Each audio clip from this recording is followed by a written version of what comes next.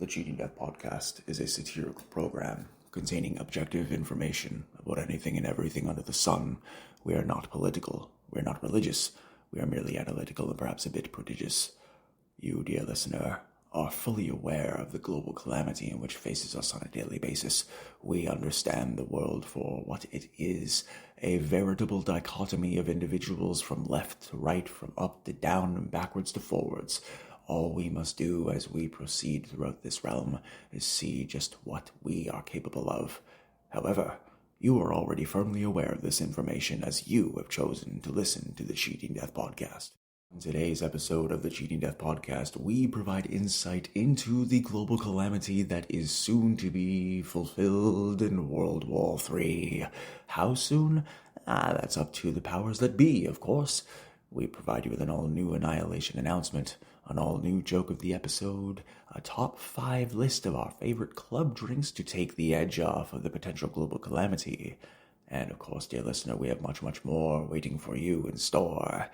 As well as, if you are so inclined, feel free to like, share, and subscribe this podcast episode on youtube.com/@Cleric of Chaos, and follow us on all of our pinned profile posts and social medias. Follow each and every single talented, skilled, brilliant and benevolent comedian, actor, producer, professional powerlifter, basketball, sports, media, U.S. military consultants, and so on. All of the links in the episodes in the podcast description as well.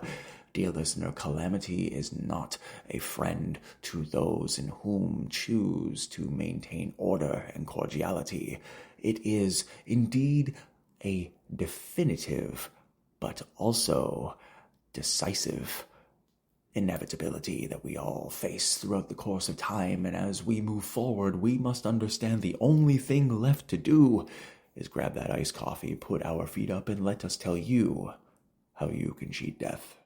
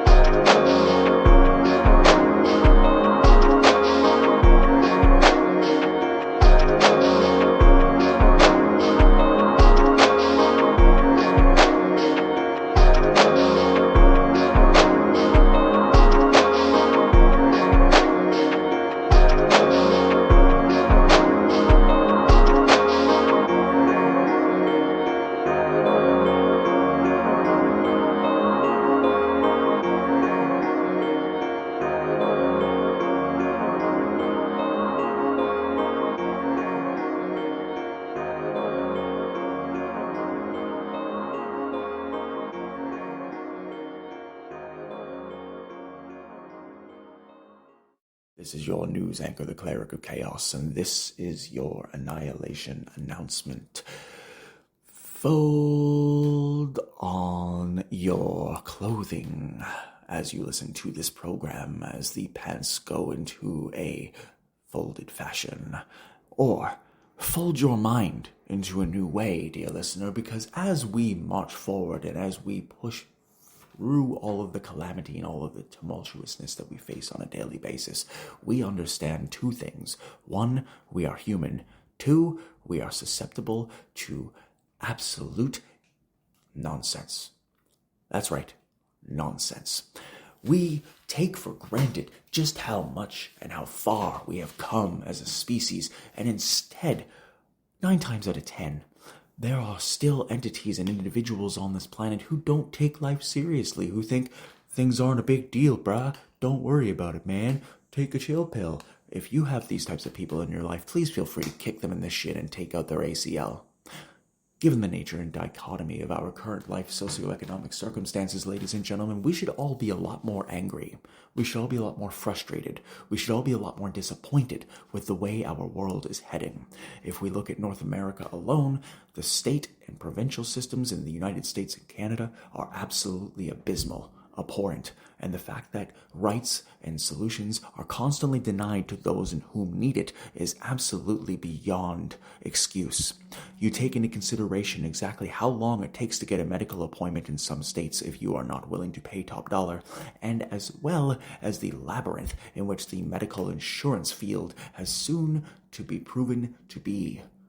We all understand from a particular perspective exactly what we must do in order to be better people, but are we actually willing and able to take the effort to actually do these things? Or instead, are we going to wake up every morning and complain about how tired we are, complain about how little sleep we got? Oh no, yesterday was completely out of my hands. There was nothing I could do. I am so sleepy. Listen, take it into consideration.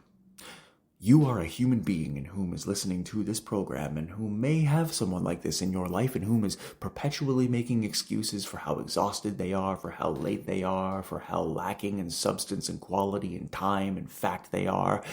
But you, dear listener, you do not have to tolerate this type of behavior.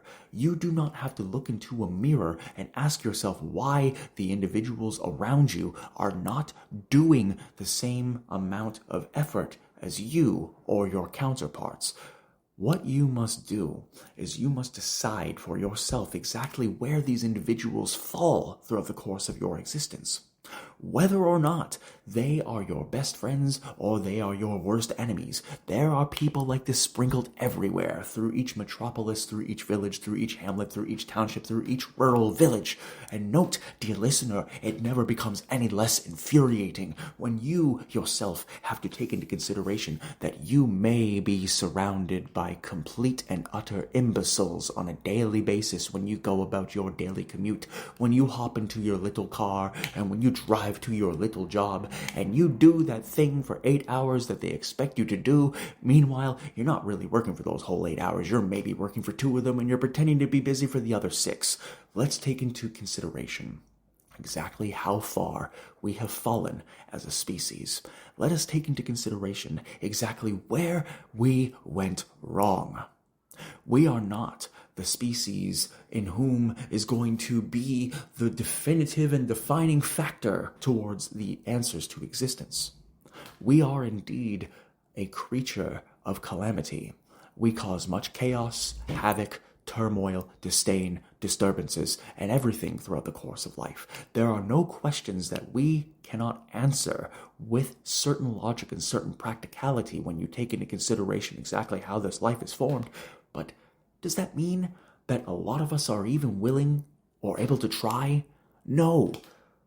The vast majority of individuals under 40 are so inundated with abhorrent circumstances and borderline nonsensical conditioning that they feel that their best resorts to life are coming up with stupid, nuanced jokes. And by stupid, nuanced jokes, I mean jokes that have absolutely zero practical application, no setup, no punchline, no delivery, and no tags whatsoever. You understand, dear listener, that when we move into a port of the world where the ships will set sail once again, we need to be on the side of benevolence. We need to work hard. We need to not give up. It is absolutely insane how many people on a daily basis are constantly complaining about how tired they are, how they have no control over their lives, how they need to do this, but they are completely incapable because they simply don't have the time, but they have 6 hours to play on a video game.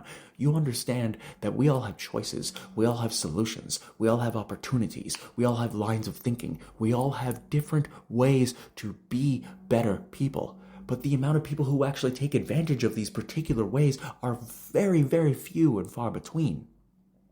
We do not provide ourselves the hope, the promise that we were initially provided hundreds of years ago.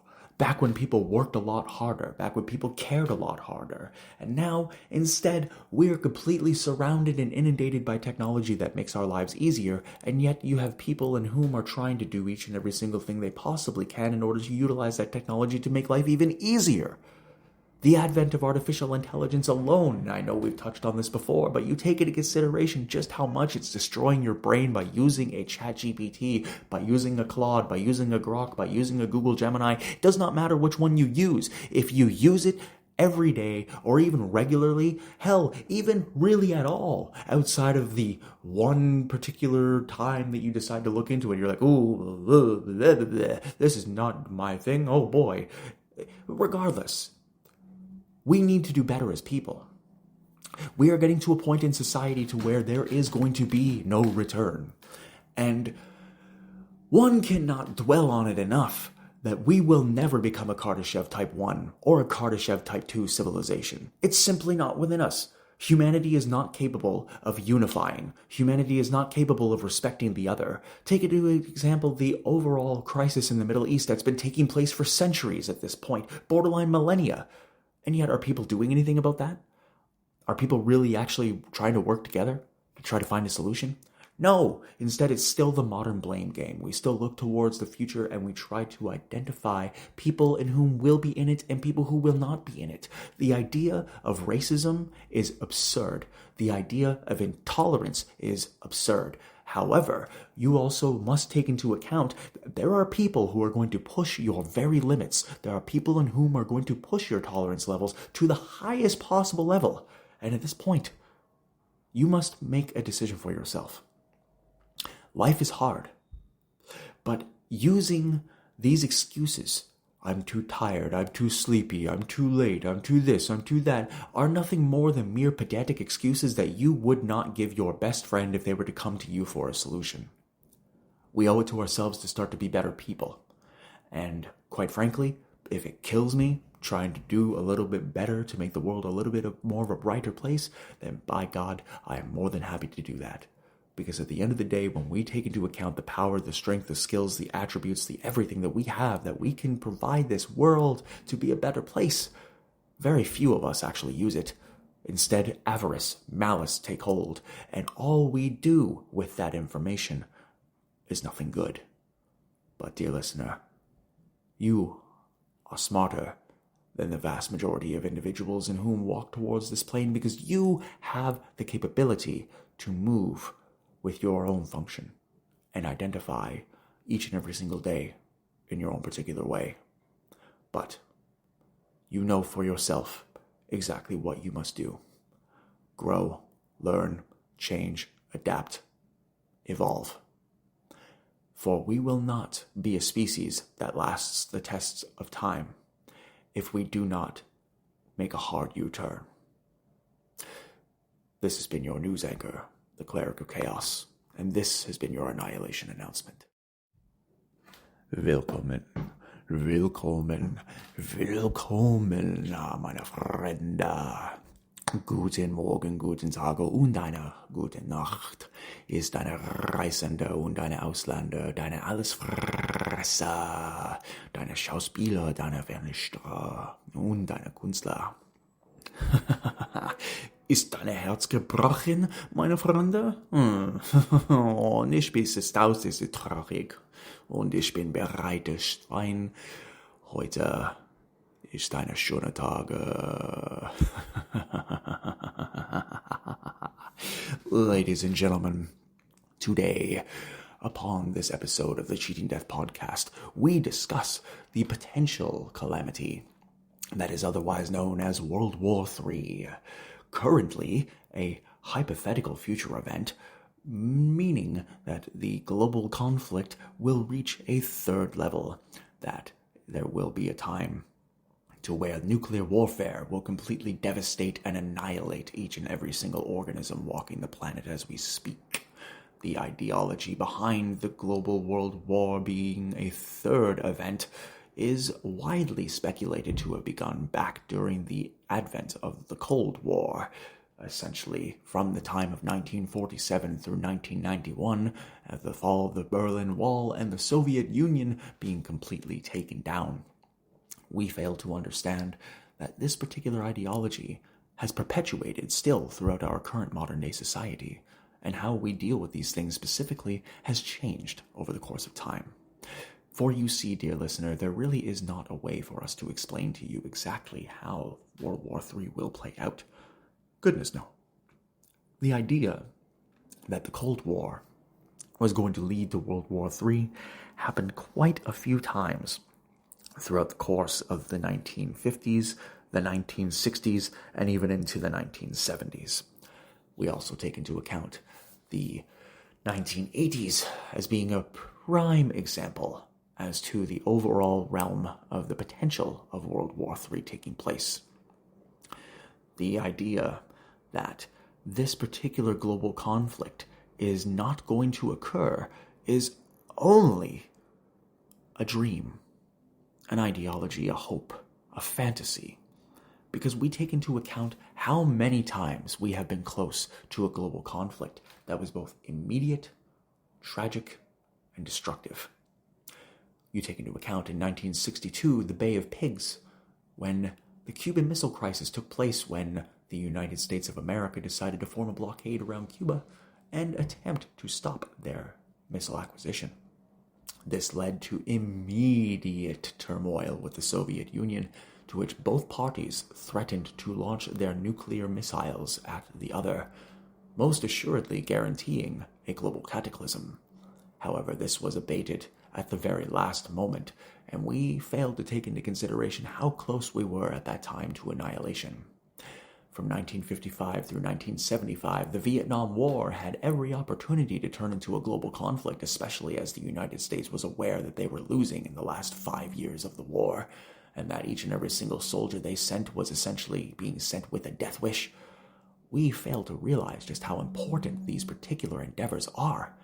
The 1960s, the 1970s, the veritable Cold War, the space race itself, was indicative of a potential brighter tomorrow that we all hoped to face, but ultimately, in the end, led only to space exploration, to the arms race, and to Russia, as well as the Soviet Union proper, formally industrializing after hundreds of years of being a peasant-esque country of rural town folk and agricultural expertise, and of course those in the frozen north and whom no one really cared about, including the governments. Sorry, Northern Russia.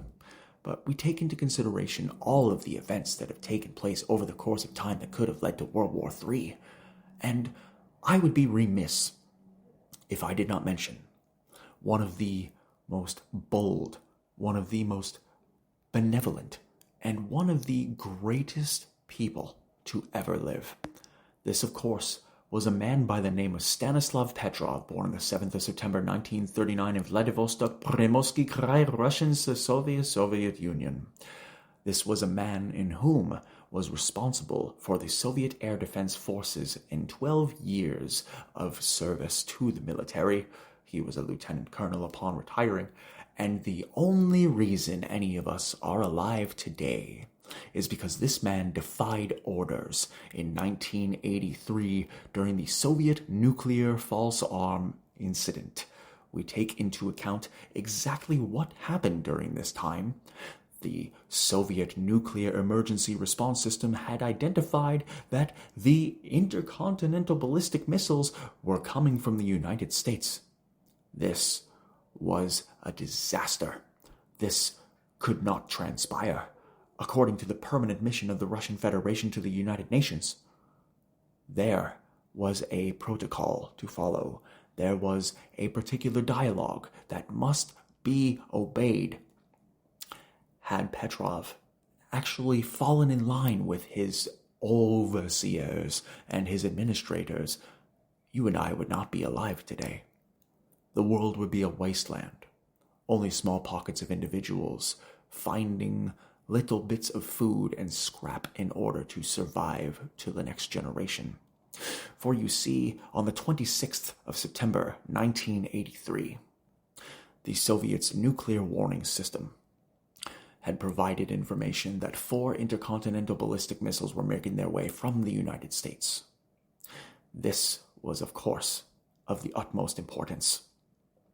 It was required that there was to be an agreement among the team that they will respond. And it is only because of Stanislav Petrov's instinct and defying those orders that saved the world. For he did not push the button. His counterparts did, but he did not. This man is solely responsible for where we stand, for who we are, for where we sit as a species as of this present moment in time. We do not pay homage to this man nearly enough, because if it was not for him, you must understand that this would have led to widespread calamity, nuclear war, and the decision to retaliate would have been tumultuous, and it would have been disastrous.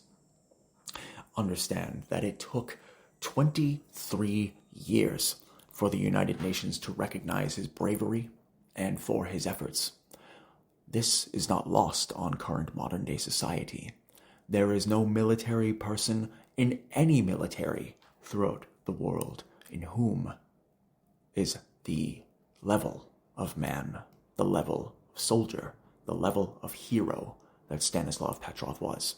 For you see, even during the height of the Soviet Union, he could have very easily made the decision to go along and proverbially push the red button, or have the nuclear missiles launched in retaliation, which obviously would have ended in a complete nuclear holocaust upon the world. But instead, the man chose himself to make a decision. And that decision saved billions of lives. And as we move forward into the 1990s, we also take into account the Gulf War, Operation Desert Storm, how uniquely, within 2 to 3 weeks, the United States had decimated both Iraqi and Kurdish forces in order to secure and seize the resources in which they had desired. This, of course, was continued by George W. Bush throughout 2003 to 2006. Now, we lose all of our information as soon as we drop our dimes in the fountain of well wishes, because as the 2000s climbed, early, mid-afternoon, evening, they all started to roll into each other. And as 2001 came upon us, dear listener, we were faced with one of the most horrifying terrorist attacks ever in the history of humanity, when the 11th of September 2001, the Twin Towers and World Trade Center 7 fell, costing approximately 3,500 lives approximately. And we take into consideration where we were on that day, individuals in whom are still young enough / old enough to remember exactly what had transpired. We know full well, without even needing to say it, that this particular endeavor was indeed an excuse to enforce and introduce the Patriot Act, which included more mass surveillance, more data analysis, and within the National Security Administration, we know that there are indeed individuals watching people's every single move in order to avoid a global calamity, they say. But in actuality, the reality behind it is that it is nothing more than a clandestine operation in order to ensure that more data is taken from individuals and that no one is really fully private. We take into consideration the overall global crises that have taken place in the years 2008, the 2008 economic crisis specifically, 2011 in the Gulf Arab Spring, 2011 Fukushima nuclear Daiichi disaster, and throughout the 2010s, further geopolitical turmoil throughout Israel and Palestine. Yes, I said Palestine. It exists. Deal with it. We take into consideration how close we have come to nuclear war once again, over and over and over and over again, and especially with the current presidency of the United States of America being willing to throw everything away at the drop of a hat, seemingly, there is no excuse, there is no reason for us to try not to live towards a brighter tomorrow. Whether World War III will ever be formalized and ever transpire is up to subjective interpretation. We may very well already be in it. However, dear listener, this is not for us to decide. This is for the world to see the potential ravages of war firsthand, and if in the event that we do not do our very best to stop this particular type of conflict, we will only be subject to the slings and the arrows of the mired beast within. The Russia and Ukraine war, in which Russia and Ukraine both have lost a significant number of their population. Take into consideration the geopolitical and global interest associated with that, countries all around giving Ukraine, giving Russia different forms of aid, and how if China is pushed in the wrong direction, they have no problem trying to smite down their enemies. The reality of our current life, ladies and gentlemen, is that we cannot be sure that World War III will not occur. But what we must do is we must try our best every single day to live a little bit better. But I am not telling you anything that you don't already know. Until next time, dear listeners, thank you for tuning in today. Take care of yourselves and each other. Today's joke has been brought to you by the Cleric of Chaos. Rumor has it that the next global calamity will not emanate from a place of inside the mind. Absolutely not. World War III will be globally publicized, and you will have people going to stores asking for items without paying, to which the cashier will respond, "That will be $3.50, please," and to which the consumer will respond with absolute surprise, saying, "I thought this was World War III." At the top of today's episode, dear listener, we promised you a break from the calamity of this episode. So we are going to provide you a list of our top 5 favorite club drinks. This being drinks that you get when you go to a nightclub. Now that I've provided that unnecessary explanation, let us dive right in. Coming in at number 5, we have the classic tall can of Pilsner. Coming in at number 4, we of course have the Tom Collins. Coming in at number 3, we have the Old Fashioned. Coming in at number 2, we have a Tequila Sunrise. And coming in at number 1, we have the Screwdriver. What are your top 5 favorite club drinks? Feel free to comment on the video below or email us at thecheatingdeathpodcast@gmail.com. What is categorized as the beginning of World War III may have already begun. However, we will not begin to see the effects of it until long after the chaos is complete, though this is subjective to many, as World War III is an entirely different debacle, an all-new game, a situation to where a lot of people are ultimately going to see exactly how bright the sun can become before we are all set to run.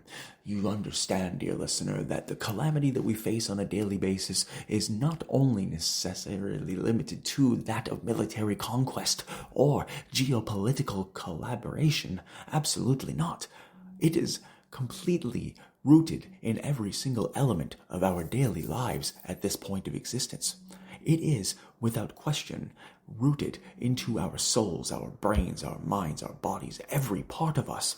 We are inundated and bombarded with advertisements every single day, every single way, and ultimately, when we take into consideration exactly how overwhelmed we are as a species, note that 350,000 years of developing a nervous system, not once was it in the playing cards that we were ever supposed to encounter this much information, this much aura, so to speak, on a daily basis. We were not meant to. And this is one of the reasons why society as a whole is looking towards a global solution. As well, you take into account the recent indoctrinating and the attempts at absorbing one's brain into a particular ideology. That indoctrination, ladies and gentlemen, is imperative to those in whom are responsible for running the world itself. You think public education is bad by accident? Dear listener, public education is an absolute horror show.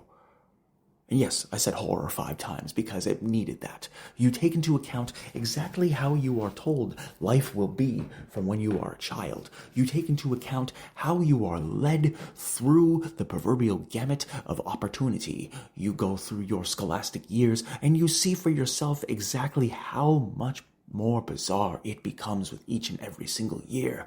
Why don't you learn about taxes in school? Why don't you learn about budgeting? Why don't they teach you how to socialize? Why don't they teach you exactly how to make the most of the world around you. Instead, no, you're just stuck in some stupid bullshit civics class about things you're never going to really care about. Or, the European equivalent, the calamitist politics class, as some would like to argue they are called, as it is very melodramatic in nature most oftentimes. But we take into consideration exactly how this leads to a potential global conquest.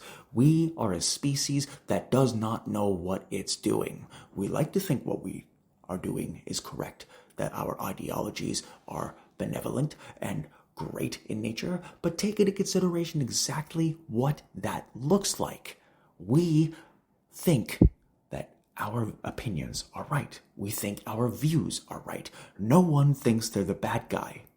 Do you really think back in 1913, 1914, when Sigmund Freud, Vladimir Trotsky, Joseph Stalin, Adolf Hitler, and many others were living in the same area in Vienna? Do you really think that any one of them had any idea exactly how the next 30 years would shape out? Absolutely not. Why? Because the way the world works is so mysterious, but is also so direct and straightforward that so many people completely miss the point entirely.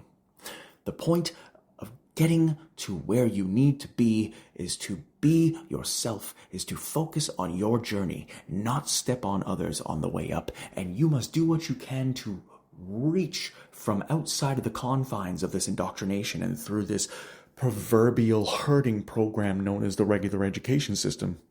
And we must move forward. We must think independently. We must research independently. We must look at the facts and at the books and at the volumes of text that people before us have left to ensure that we do not recreate the same mistakes of the future. We are horrible at this, ladies and gentlemen. We do not do a good job as a species at creating a better and brighter tomorrow. Instead, smaller packets of people, little groups here and there, are doing their best in order to ensure that communities, people, families, and heck, even entertainers, laureates, and idealists are safe from the scourge of society. But how we do that is entirely individual to our own particular entity in and of itself. We need to focus on exactly who and what we are trying to impress. Why do we work so hard to try to capitulate to people in whom, quite frankly, do not care whether we live or die? Why is it that we spend years of our lives working towards a potential solution to which no one asked a question for? It is due to the very nature of the human spirit. Our brains are very powerful entities, and ultimately, at the end of the day, we outnumber all governments and all facets of this planet. If each and every single person were to drop their freaking shoes and their work hats for 5 days, everyone, every person, the entire government system would shut down. And this is what they do not want you to realize. This is what they want you to live in fear of. World War III will not come with the barrage of bullets first. No, it will come with silence, with words written in clandestine nature, and it will come in the flash of a light. So, dear listener, when you take into account exactly what is going to lead to the next global conflict being official, one must understand that you must do everything that you can in order to find a way through it. We owe it to ourselves to do better. And until next time, dear listeners, thank you for tuning in today. Take care of yourselves and each other. The Cheating Death Podcast is brought to you by Nachdem Lieben CRDVC, Cleric of Chaos, and where you can find all podcasts on all platforms. If you'd like to support the program, you may do so by purchasing a cameo, buying some merchandise, or buying us a coffee at the links in the episode's description below.